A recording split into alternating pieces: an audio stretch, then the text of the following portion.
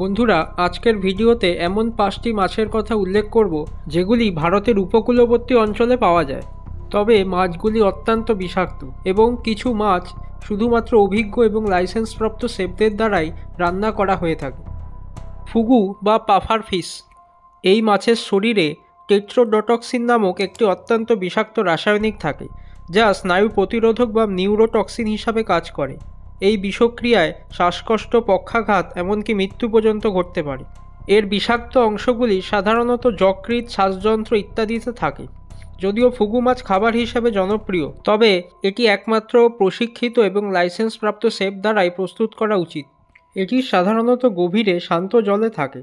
বৈদ্যুতিক মাগুর বা ইলেকট্রিক ক্যাটফিশ। এই মাছের শরীরে বৈদ্যুতিক শক্তি থাকে, যা শিকারকে শক দেওয়ার জন্য ব্যবহৃত হয়। মাছটি 350 থেকে 450 ভোল্ট পর্যন্ত বৈদ্যুতিক শক দিতে সক্ষম, যার প্রভাব কিন্তু মারাত্মক হতে পারে।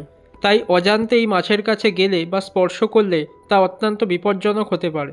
এই মাছটি সাধারণত স্রোতহীন জলের নিচের গর্ত বা গাছপালার আশেপাশে লুকিয়ে থাকতে পছন্দ করে। Box fish. এটির শরীরেও পাফার ফিশের মতো বিষাক্ত টেট্রোডোটক্সিন থাকে এবং এর বিষাক্ত অংশগুলো সাধারণত এর মাংসে থাকে, এবং এটি যদি খাওয়া হয় তাহলে শ্বাসকষ্ট, পেটের সমস্যা, পক্ষাঘাত এবং মৃত্যু হতে পারে।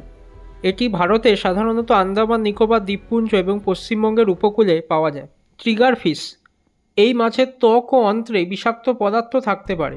বিশেষ করে এটি যখন আঘাত করে বা সংস্পর্শে আসে তখন বিষক্রিয়া হতে পারে। বিষক্রিয়ার ফলে তীব্র শ্বাসকষ্ট, পেটের সমস্যা, পক্ষাঘাত এবং কখনো কখনো মৃত্যু হতে পারে।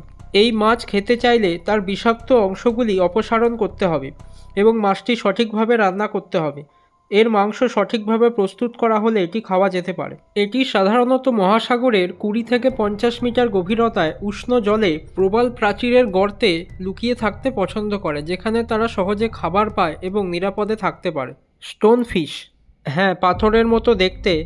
এর পাখনায় শক্ত বিষাক্ত কাঁটা থাকে, যা প্রবাল প্রাচীরের নিচে লুকানো থাকতে পারে।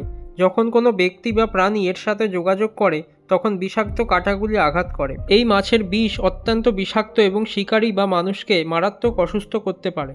তো বন্ধুরা, এরকমই রোমাঞ্চকর ও রোমহর্ষক তথ্য নিয়ে আবার হাজির হব জ্ঞানের দিশাতে। সবাই খুব ভালো ও সুস্থ থাকবে।